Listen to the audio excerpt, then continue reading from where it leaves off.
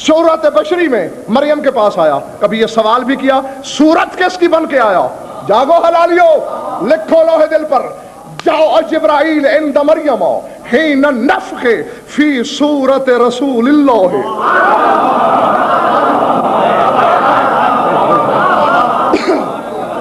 नहीं, जाग के तो एक फैसला करना, ये तो आप समझ गए मेरे रसूल की सूरत में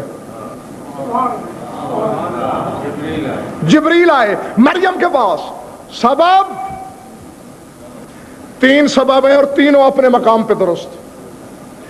एक तो मकाम बतूल का तकाजा यह था कि अगर जिब्रील अपने पैकर में आता तो बतूल के मकाम इस्मत की हतक होती।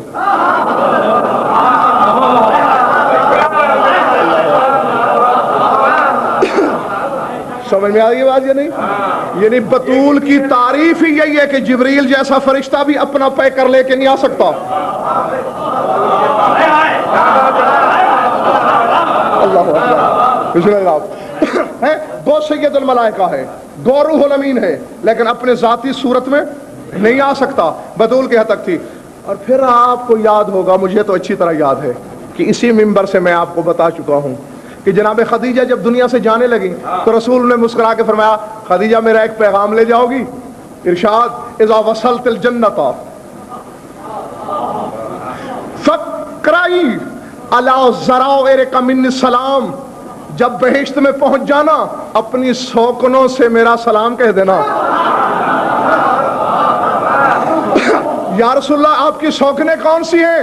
फरमाया आसिया, कुलसूम बिन्त इमरान, खाहर मूसा और मरियम मादरे ईसा।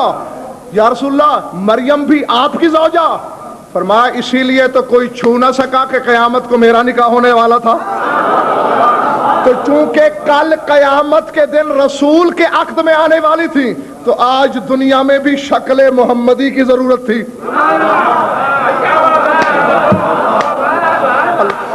नहीं, अब या तो कोई ऐसी खिड़की खोलो कि मैं खुद आऊं, वरना मैं कहने पे मजबूर हूं। अब मैं कह सकता हूं। और तीसरी बात यह है रियाज साहब, पहले तीसरी बात कह दूं, सूरत में भी तासीर होती है या नहीं? कमाल नहीं होता।